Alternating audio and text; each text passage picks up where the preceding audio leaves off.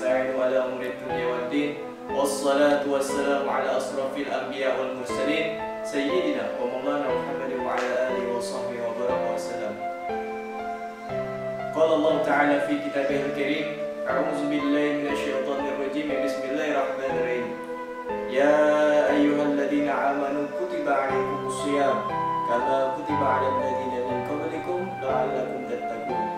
Faqala nabiyuna Muhammad sallallahu alaihi wasallam. Pada kesempatan kali ini kita akan membahas istri tercinta Rasulullah sallallahu alaihi wasallam, yaitu Sayyidah Siti Khadijah. Khadijah Al-Kubra memiliki ayah yang bernama Khalid bin Asad dan ibunya bernama Fatimah bin Zaidah. Ia berasal dari kabilah Bani Asad dari suku Quraisy. Khadijah adalah orang yang pertama kali beriman kepada Allah Subhanahu wa taala dan kenabian Rasulullah sallallahu alaihi wasallam. Orang yang sangat berjasa bagi dakwah Rasulullah SAW dan penyebaran agama Islam. Sayyidah Khadijah wafat pada hari ke-11 bulan Ramadan tahun ke-10 kenabian, 3 tahun sebelum Rasulullah SAW hijrah ke Madinah. Sayyidah Khadijah wafat dalam usia 65 tahun saat usia Rasulullah SAW sekitar 50 tahun. Dikisahkan suatu hari ketika Rasulullah SAW pulang dari berdakwah, beliau masuk ke dalam rumah. Sayyidah Khadijah menyambut dan hendak berdiri di depan pintu. Ketika Sayyidah Khadijah hendak berdiri, Rasulullah SAW bersabda, "Wahai Khadijah, tetaplah kamu di tempatmu." Ketika itu Khadijah sedang menyusui Fatimah yang masih bayi. Kemudian beliau mengambil Fatimah dari gendongan istrinya lalu diletakkan di tempat tidur. Rasulullah SAW pun telah selesai pulang berdakwah dan menghadapi segala caci maki dan fitnah manusia. Itu lalu berbaring di pangkuan Khadijah. Rasulullah SAW pun tertidur. Rasulullah SAW pernah berkata kepada Sayyidah Khadijah, "Wahai Khadijah, istriku sayang, demi Allah, aku takkan pernah mendapatkan istri sepertimu. Pengabdian kepada Islam dan diriku sungguh luar biasa. Allah Maha mengetahui semua amalmu. Semua harta kau hibahkan untuk Islam. Kaum muslimin pun ikut menikmatinya. Semua pakaian kaum muslimin dan pakaianku ini juga darimu. Namun begitu, mengapa permohonan terakhirmu kepadaku hanyalah selembar sorban?" Tersebut Rasulullah SAW mengenal istrinya semasa hidup. Seluruh kekayaan Khadijah diserahkan kepada Rasulullah SAW. Perjuangan agama Islam, 2/3 kekayaan kota Mekah itu adalah milik Khadijah. Tetapi ketika Khadijah hendak menjelang wafat, tidak ada kain kafan yang bisa digunakan untuk menutupi jasad Khadijah. Bahkan pakaian yang digunakan Khadijah ketika itu adalah pakaian yang sudah sangat kumuh dengan 83 tambalan, diantaranya dengan kulit kayu. Rasulullah SAW pun kemudian berdoa kepada Allah Subhanahu wa taala, "Ya Allah, ya ilahi Rabbi, limpahkan rahmatmu kepada Khadijahku yang selalu membantuku dalam menegakkan Islam, mempercayaiku pada saat orang lain menentangku, menyenangkanku pada saat orang lain menyusahkanku, menenteramkanku pada saat orang lain membuatku gelisah. Oh Khadijahku sayang, kau meninggalkanku sendirian dalam perjuanganku. Siapa lagi yang akan membantuku?"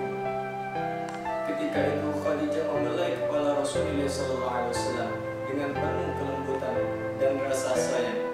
Tak terasa air mata Khadijah menetes di pipi Rasulullah SAW. Rasulullah SAW pun, beliau pun terjaga. "Wahai Khadijah, mengapa engkau menangis? Adakah engkau menyesal bersuami denganku?" tanya Rasulullah SAW dengan lembut. "Dahulu engkau wanita bangsawan, engkau mulia, engkau hartawan, namun hari ini engkau telah dihina orang. Semua orang telah menjauhimu.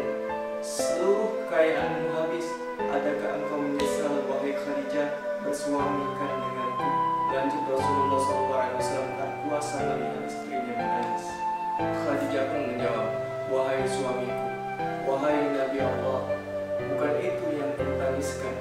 Jawab Khadijah, "Dahulu aku memiliki kemuliaan. Kemuliaan itu telah aku serahkan untuk Allah dan Rasulnya. Dahulu aku adalah bangsawan. Kebangsawanan itu juga aku serahkan untuk Allah dan Rasulnya. Dahulu aku memiliki harta kekayaan, seluruh kekayaanku pun itu aku serahkan untuk Allah dan Rasulnya. Wahai Rasulullah SAW, sekarang aku tak punya apa-apa lagi, tetapi engkau masih terus memperjuangkan agama ini. Wahai Rasulullah, sekiranya nanti aku akan mati, sedangkan perjuanganmu ini belum selesai. Sekiranya engkau hendak menyeberangi sebuah lautan, sekiranya engkau hendak menyeberangi sungai, namun engkau tidak memperoleh rakit ataupun jembatan, maka galilah lubang kuburku, ambillah tulang belulangku, jadikanlah sebuah jembatan untuk engkau menyeberangi sungai itu, supaya engkau bisa memperjumpa dengan manusia dan melanjutkan dakwamu. Ingatkanlah mereka tentang kebesaran Allah, ingatkan mereka kepada yang hak, ajak mereka kepada Islam, wahai Rasulullah. Diriwayatkan ketika Sayyidah Khadijah sakit, menjelang ajalnya Sayyidah Khadijah berkata kepada Rasulullah SAW, aku memohon maaf kepadamu ya Rasulullah, kalau aku sebagai istrimu belum berbakti kepadamu. Lalu Rasulullah SAW menjawab, jauh dari itu Khadijah, engkau telah mendukung dakwah Islam ini sepenuhnya. Kemudian Khadijah memanggil Fatimah al-Zahra dan berbisik, wahai putriku, aku yakin ajalku akan segera tiba. Yang kutakutkan adalah siksaan kubur. Tolong mintakan kepada ayahku, aku malu dan takut memintanya sendiri, agar beliau memberikan sorban yang biasa untuk menerima wahyu, agar dijadikan kain kafan. Mendengar itu, Rasulullah SAW berkata, wahai Khadijah, Allah menitipkan salam kepadamu dan telah dipersiapkan tempatmu di surga.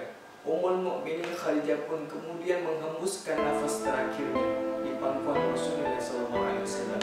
Didekapnya istri beliau itu dengan perasaan pilu yang teramat sangat, kepala air mata mulia beliau dan semua orang yang ada di situ. Karena itu, peristiwa wafatnya Khadijah sangat menusuk jiwa Rasulullah SAW. Alangkah sedihnya dan pedihnya perasaan Rasulullah SAW ketika itu. Dua orang yang ia cintai, yaitu istrinya Siti Khadijah dan pamannya Abu Talib, telah wafat. Tahun itu disebut sebagai Amul Husni atau tahun kesedihan dalam kehidupan Rasulullah SAW. Itu saja yang dapat saya sampaikan, sepenggalan cerita singkat mengenai Sayyidah Khadijah. Mohon maaf jika ada kekurangan. Fusikum biman sidaqallah. Wassalamualaikum